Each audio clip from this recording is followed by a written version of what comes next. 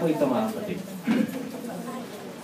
Binabati ko po kayo ng maligayang Pasko at mapagpalang taon na darating. Pero higit sa lahat yan, sana po ay maging buhay sa atin yung kahulugan ng pagdiriwang.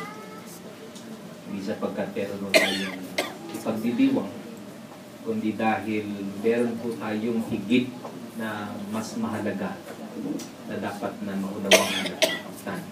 At yan ay walang iba kundi ang ating Panginoon Jesucristo. Dahil wala akong ibang sasagot sa ating sitwasyon, kalagayan sa mundo, liban sa presensya, kapangyarihan, kalooban ng ating Panginoon.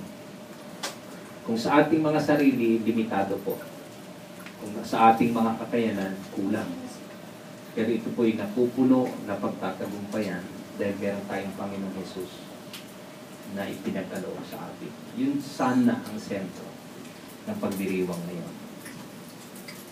Muli, naway mapuspos tayo ng biyaya ng Diyos sa pagdiriwang ng kanyang pagdatal. Magandang umaga po sa inyo.